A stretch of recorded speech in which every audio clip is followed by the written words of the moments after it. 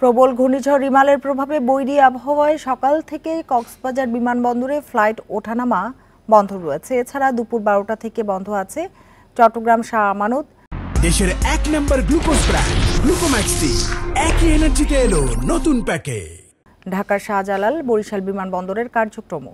আবহাওয়া পরিস্থিতি স্বাভাবিক হলে আবারও ফ্লাইট চালু করা হবে বলে জানিয়েছে কর্তৃপক্ষ। এ বিষয়ে স্ব এয়ারলাইন্সগুলোকে যাত্রীদের সাথে আলোচনার মাধ্যমে ব্যবস্থা নেওয়ার কথা বলা হয়েছে। গতকাল রাতে এই সিদ্ধান্ত জানানো হয়।